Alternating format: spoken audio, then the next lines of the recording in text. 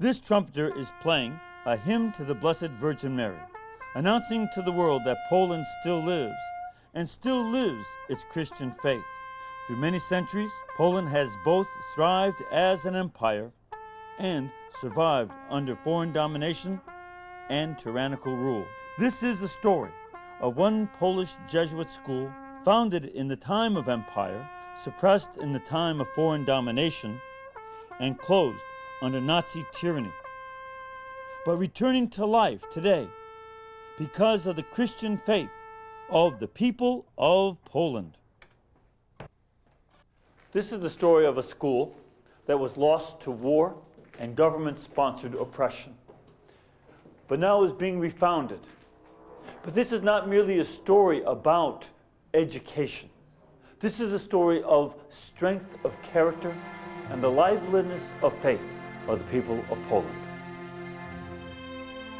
Poland first embraced Christianity in 966 AD, when Prince Mieszko became a Christian. The people readily accepted faith in Jesus Christ and his church. However, 110 years later, in the year 1076 AD, Bolesław II became king of Poland. He lived a debased, immoral life, which drew sharp criticism from one Polish bishop.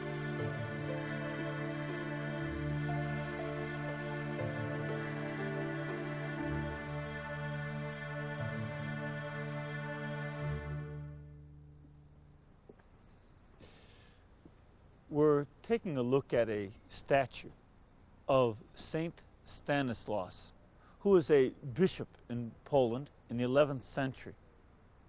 And even though Poland had been Christian for just over 100 years or so, Christianity had officially come to Poland in 966. Still, the faith had taken roots in the hearts of many, but in the hearts of some it did not. And as a result, King Bolesław of Poland was baptized a Catholic, and yet he did not live the Catholic faith. He was a cruel man and an immoral man. And because of his cruelty to his people and his personal immorality, the Bishop of Kraków, which was at that time the capital city of Poland, the bishop was Saint Stanisław. Stanisław stood up to the king. And we see that this is part of a long history of the church having to stand up to the government. In this statue of Saint Stanisław, we see that he's standing, and at his feet there's a man. In this episode of his life, the man was someone who is already dead. And to show the moral authority of the church, Saint Stanisław prayed, and this man came back to life. Just as we see in Acts of the Apostles, when St. Peter and the other apostles prayed for those who had died, and they came back to life, so also did Saint Stanisław. And this points out a very key element in the church here in Poland and in every place in the world, that our moral authority comes from the fact that God has brought this church into existence, and that it's God who continues to act inside the church, even to the point of raising the dead. And that kind of authority was something that King Bolesław could not match. Behind me is the church of Saint Stanislaus and Saint Michael the Archangel. Originally, in the 11th century, there was a church here of Saint Michael the Archangel. And in this place, Saint Stanislaus, the Bishop of Kraków, Poland, was celebrating Mass. He had excommunicated the king, Bolesław Śmiały, which means Bolesław the Brave. And while Saint Stanislaus was celebrating Holy Mass, the king, Bolesław the Brave, came and killed him at the altar while he was celebrating Mass. This was the attempt of the king to show his power, but it was only a power to bring death. A few years later, in 1088, the relics of Saint Stanislav were brought over to the cathedral inside the castle and buried there. And then at Assisi, some years later, he was canonized a saint. And this has been the process of the Church, standing up to forces of the government when they're evil. Stanislav was the first of the Catholic bishops to do so, but hardly the last. I'm walking with my guide and Jesuit companion, Father Radek, who is showing me the wonder and beauty of the Wawel Castle in Krakow, Poland.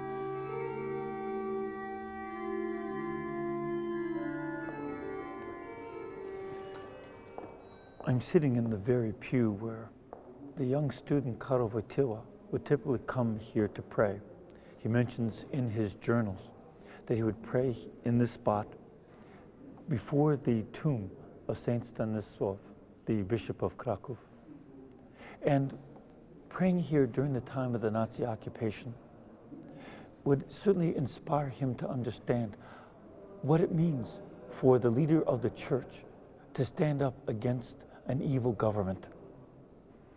Later on, when the Saint Karol Wojtyła becomes the bishop, the archbishop, and cardinal here in Kraków, he is able to learn from the example of Saint Stanislav, of standing up to the oppression of a government, and at the same time to do so with the kind of peacefulness that the saint had. And in imitating the saint, he became the great leader of this church here in Kraków.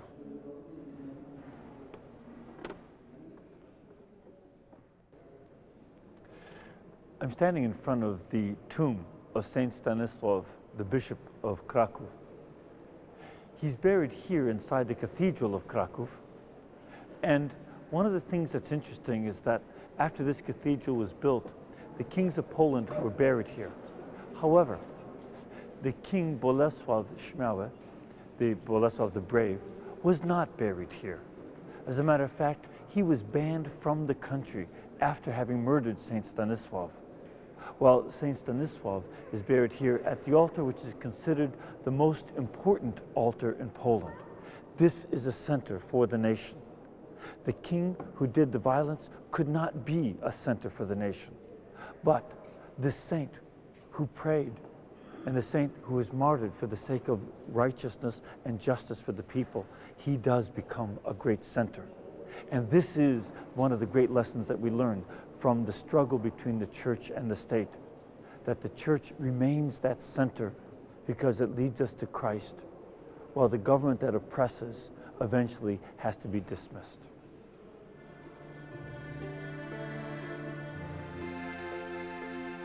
In the next few centuries after the martyrdom of Saint Stanislaus, Poland became a stable kingdom. However, the Teutonic Knights, a religious military order, attacked Lithuania. Duke Jagiełło of Lithuania married Queen Jadwiga of Poland, forming a new union to confront this common foe. We're right now looking at a statue, the Grunwald statue, in Krakow, Poland, just outside the Floriański Gate. This commemorates the famous Battle of Grunwald, the largest battle in European Middle Ages, in which the Teutonic Knights, an order of German monks dedicated to war, was defeated by King Jagiełło of Lithuania, combined with a Polish army. When the Nazis arrived here in Kraków, they tore down the statue of King Jagiełło as a way to say that their invasion of Poland in 1939 was paying back for the Battle of Grunwald. Now, since the war, this statue has been restored. But it is not enough for Poland to restore statues, but rather there needs to be a restoration of the whole Polish spirit. This means the integrity of Polish culture and its religion. And that its faith in Christ is where we have to begin as we go forward, not merely remembering the past, but going from our past into a future. a future which is focused on Christ.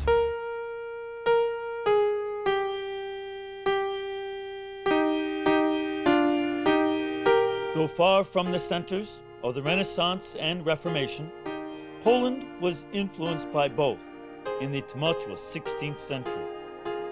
A new religious order, the Society of Jesus, entered Poland to revitalize the Catholic life and faith. Among their activities was the establishment of new schools, which became the basis for the Polish school system.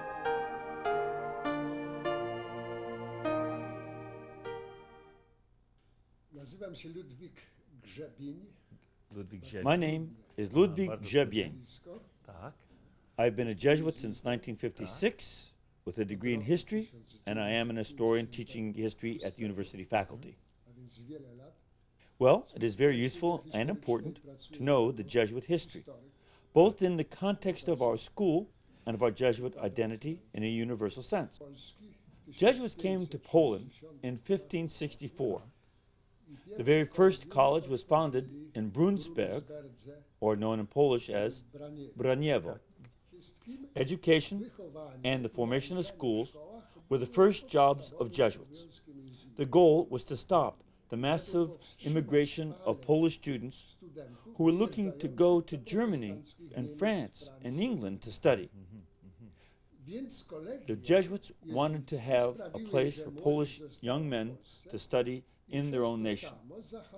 This was a way to stop the expansion of Protestantism. Stopping the Reformation became one of the great fruits of Polish Jesuit activities at that time. This was accompanied by the introduction of the reforms of the Council of Trent. The first generation of Jesuits were brilliant people. For instance, Jakub Wujek, who translated the Bible into Polish. The first edition was in 1599, and that Bible was used until recent times. The only difference was that in our time, the old-fashioned Gothic letters were replaced by the modern prints. Now, the next name that also should be listed here is that of Father Peter Skarga, a writer who published wonderful biographies of saints, which became the most popular book in Poland in the 17th and 18th centuries. He was also an excellent preacher. His homilies to the Sejm, which is the name for the Polish parliament, were very progressive. He has been recognized as one of the greatest patriots in Polish history, even to the present time. This is a bust of Father Piotr Skarga, one of the very early Jesuits. He was born in 1536, just 3 years before the founding of the Jesuits. And he came here to Kraków, Poland, in 1569, one of the very first Jesuits here. He had a great career as the first rector of one of the academic institutes here from 1579 to 1584. He was also a preacher to the King of Poland. He helped to found a society for help to the poor. And he also was a great author, and furthermore helped for the unification of the church, of the eastern parts of the church at the Union of Brest in 1596. He was part of the beginnings of Jesuit work here in Poland, and still sets the note for the great influence on Polish civilization, culture, and life for Jesuits in this country today. Almost the whole education system in Poland was organized by Jesuits. And that's why the Jesuit influence on Poland's history was tremendous. Beginning with the royal court, where Jesuits were the confessors, preachers, and theologians, and extending all the way to the small towns and villages where they had their mission stations. The Jesuits influenced and formed people.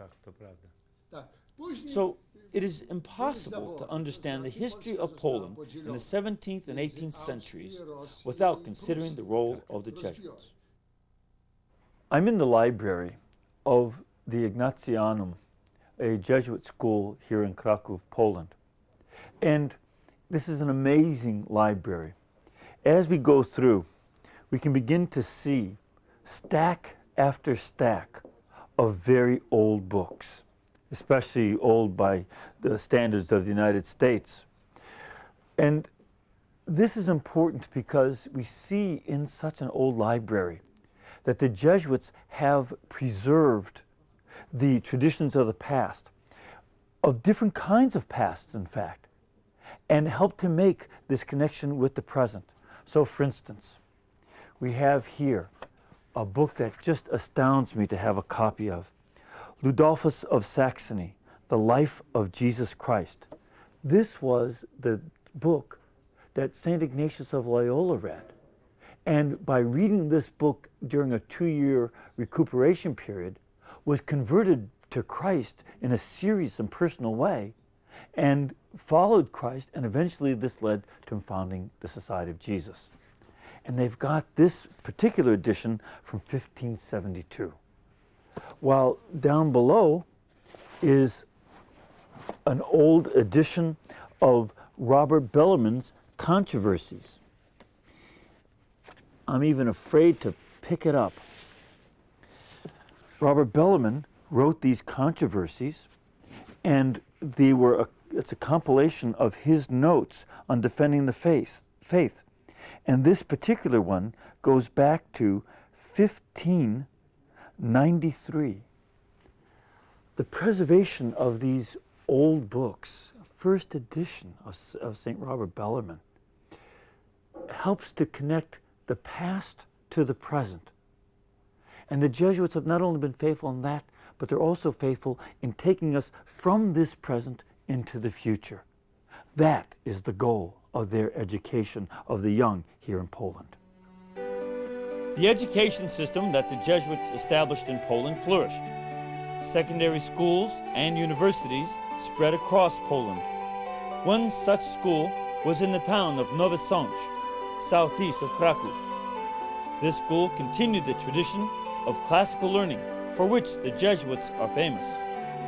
The school at Nowym Sączu was established in 1832, and despite the political turmoil in 19th century Eastern Europe, the school managed to grow, that is, until World War II.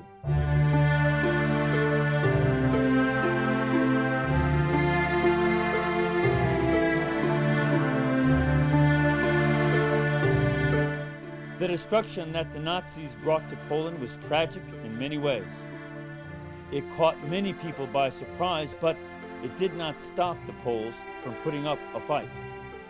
Behind me are the remains of the walls of Nowym Sączu.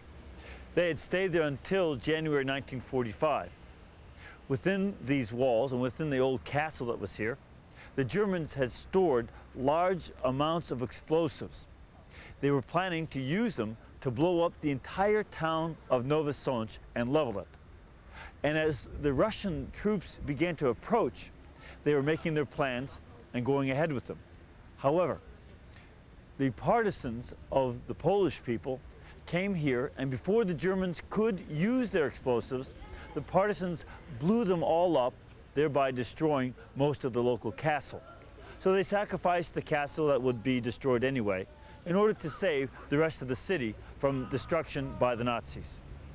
Here is a rare interview with Jan Lohman, a gentleman who attended the Jesuit school, but was also a partisan against the Nazis during the war. It is interpreted by my guide, Father Radek. I to jest to jest wspólne wszystkim szkołom jezuickim. Wspólne szkołom jezuickim jest na pewno wychowanie obywatelskie.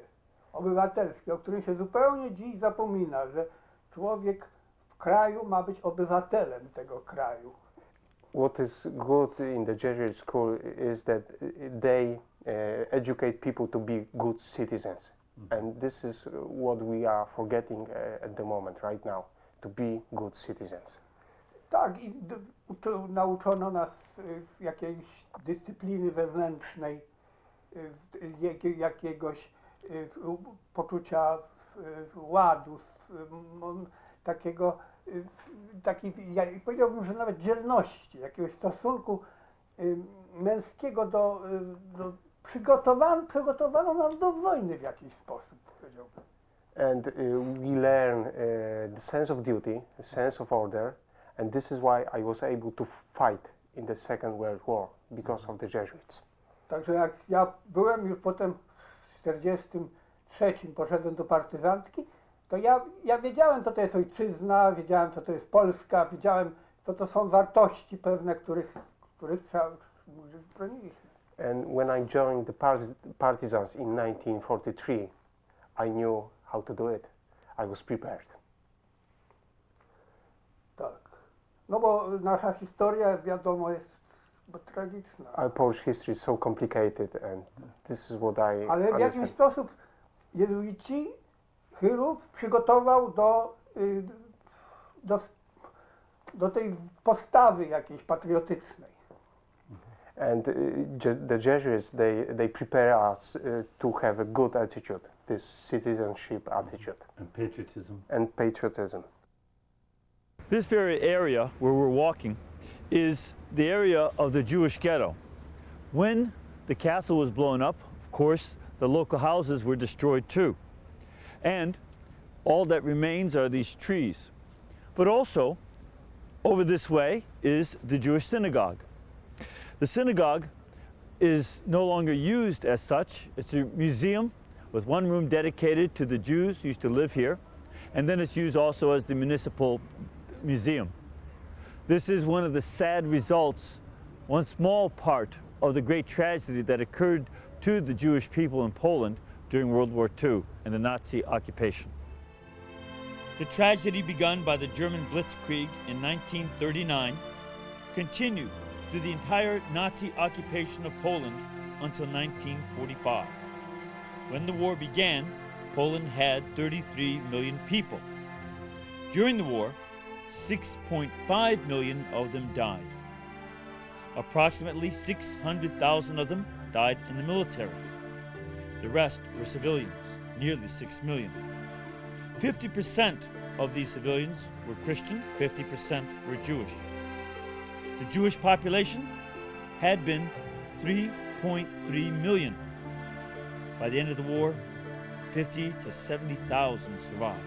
90% of the civilians who died in executions, raids, mass starvation, and in the death and slave labor camps. This plaque mentions the Polish Jesuits who were victims of Hitler's terror, 1939 to 1945. 74 Jesuits are listed here who died anywhere from age 22 to age 82. And some of them died in Warsaw, where they were herded into a room in the lower part of a church and grenades were tossed in to kill them. That was where the oldest man was killed. Another group was killed in Dachau concentration camp, where there was a whole bunker for priests. Others were killed in various Nazi concentration camps or other cities in various situations. These priests, brothers, and seminarians died because of their faith, they died because of their nationality. And despite this great catastrophe to the Polish province, the province continues to grow this day. And it continues to give its lifeblood to the nation, not by dying in martyrdom, but rather by giving their lives as teachers, confessors, parish priests, and retreat masters. And they want to continue that ministry until the Lord calls them all to his home. We spoke to an historian at the Ignatianum, a school of Jesuit higher learning in Kraków, Poland. During World War II, the Jesuits in Nowym Sączu were especially blessed with divine care, which they attributed to the intercession of Our Lady of Consolation, whom they venerated in her miraculous image housed in the Church of the Holy Spirit in Nowym Sączu. None of the Jesuits from the school were arrested or deported to labor camps in Germany, in spite of the fact that the Gestapo conducted many raids in the nearby town. As a matter of fact, Although the Nazi occupational authorities all around Poland closed down seminaries, schools, and institutions of higher learning, they murdered priests and seminarians or deported them to concentration camps. Close to 80 Jesuits were able to clandestinely continue their studies of philosophy and theology, and some were even ordained in Nowym Sączu. In addition, Jesuits actively engaged in assisting the needy, the poor, and the homeless. In spite of these widespread activities, the college did not encounter any repressions, a fact universally acknowledged as a miracle due to the intercession of Our Lady of Consolation. In thanksgiving, the Jesuits undertook efforts to crown the miraculous image. In fact, in 1963, Stefan Cardinal Wyszynski, assisted by 17 archbishops and bishops, including the Archbishop of Kraków, Karol Wojtyła, presided over the ceremonial crowning of this image. It was held in the fields of Zawada near Nowym Sączu, with thousands of faithful in attendance. This type of huge public ceremony was something unheard of in those years of the Church's struggle with the communist regime. The Soviet Union's Red Army drove the Germans from Poland at the end of World War II, thereby ending the Nazi occupation. However, they simply replaced Nazism with communism.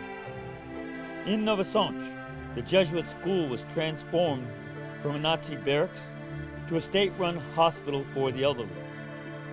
After the fall of communism in 1989, the school was returned to the Jesuits, a much neglected and ruined building.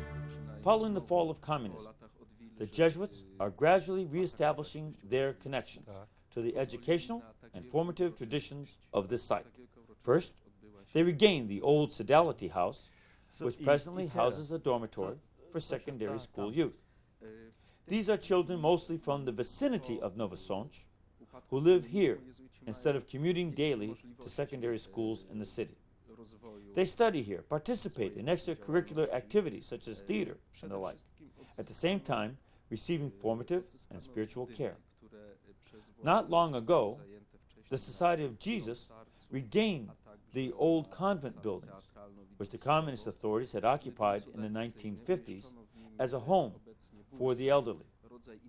The buildings are being rehabbed and remodeled to tie together old traditions with new goals, to create a modern and functional school where local young people will be able to get an education as well as grow in character and spirituality.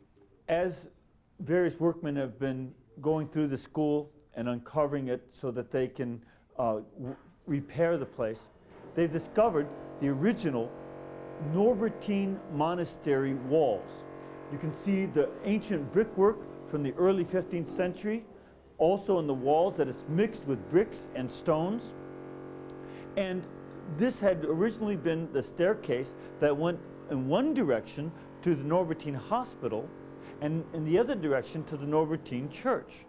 And very interestingly enough, while doing this work, they found a reliquary of Saint Valentine, which had a very ancient piece of paper verifying that it really was his own bones that were in there. So lots of wonderful things are being discovered as I do this work, and out of respect for the past, they intend to keep this brickwork and stonework open to view to help make that connection with the new school and the old monastery that was here. The cost of repairing the Jesuit school in Nowym Sączu is staggering for the financially strapped church in Poland. The Nazi abuse and communist neglect have taken their toll on the building. This means it must be rebuilt from its 15th century roots into the new millennium, all due to 20th century abuse and neglect.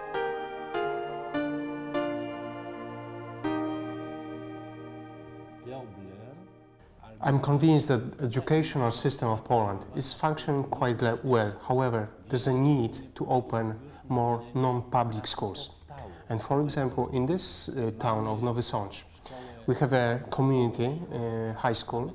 Then we have so-called academic high school, which provides a better level of education. But I am very much convinced that another school run by Jesuits will be a big contribution to the educational system of the city. To jest jedno, a drugie, my staramy się być niezwykle otwarci. The local government is very open for any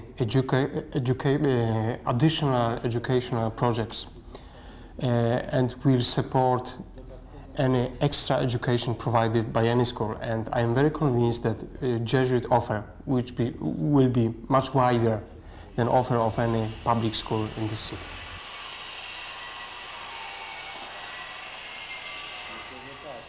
Because this school has good links with Jesuit education system, because in the 19th century 4 headmasters of the school were Jesuits, and then later there was another Jesuit school just before the Second World War, and we have very good relationships with the school.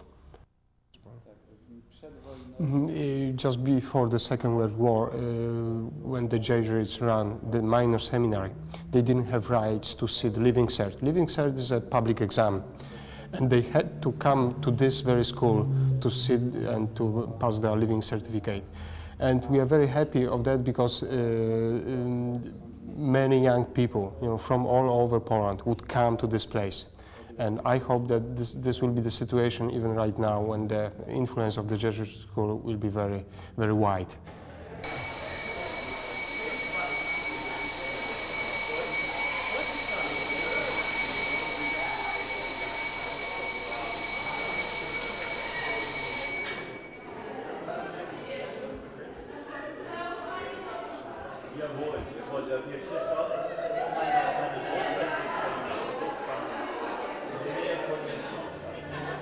Why should this Jesuit school be repaired? Why should we restore this relic of the past? The answer is that the Jesuit contribution of education has been an integral component of Poland's history since the 16th century. The Church has continuously come back from experiences of oppression by various governments: Bolesław against Saint Stanislaw, the Austrian emperors, the Nazis, and the communists. Now, in Poland, is the time for freedom and a time to rebuild. The Jesuits love Jesus Christ, their Catholic faith, and their people. They desire to share their most precious gifts, faith in Christ, love of God and His people, with their fellow Poles. Their new challenge is to integrate the Catholic faith into a society challenged by newfound freedoms, materialistic enticements, and indifference to Christian faith. Restoring the bricks of the Jesuit school in Nowym Sączu is one brick in the great edifice of a truly renewed and liberated Poland.